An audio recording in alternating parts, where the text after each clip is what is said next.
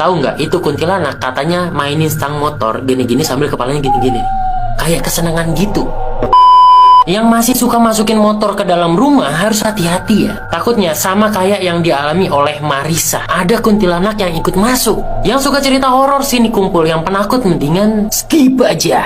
Jadi ada yang ngirimin cerita nih, namanya Marissa. Kejadiannya beberapa bulan yang lalu. Marissa sama suaminya tinggal di sebuah kontrakan, adanya di daerah Ciamis. Kontrakannya itu 3 petak. Jadi ruang depan yang sekaligus jadi ruang TV, terus kamar, terus di belakangnya itu ada kamar mandi dan juga dapur. Nah, kalau malam motor mereka itu dimasukin ke dalam, ditaruh di ruang TV. Soalnya sering terjadi curanmor, pencurian nomor. Iya elah, ini yang dicuri biasanya nomor-nomor cewek-cewek yang cakep nih. Bercanda-bercanda. Sebelum-sebelumnya itu nggak pernah ada apa-apa. Tapi beberapa bulan yang lalu, Marissa sama suaminya mengalami kejadian yang benar-benar mengerikan. Sekitar jam 12 malam, Marissa ini kebangun. Gara-gara dia itu ngedengar ada suara dari arah ruang TV. Suaranya itu kayak suara stang motor yang lagi dikunci stang, tapi digerak-gerakin. Kayak gini nih. Karena takut itu adalah maling, Marissa akhirnya bangunin suaminya disuruh ngecek. Tapi pas dicek nggak ada apa-apa. Setelah itu ya suaminya tidur lagi. Gara-gara kejadian tadi, Marissa itu nggak bisa tidur. Jadi akhirnya dia main handphone aja tuh. Nah, kamarnya Marissa itu nggak pakai pintu, tapi pakai kain yang kayak gini nih.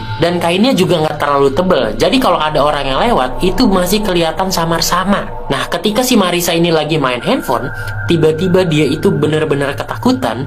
Gara-gara dia itu kayak ngeliat ada siluet orang lewat dari arah dapur menuju ke ruang TV. Marissa pun langsung buru-buru bangunin suaminya dengan panik dan yakin buat suruh ngecek. Awalnya suaminya itu males, tapi Marissa ini maksa.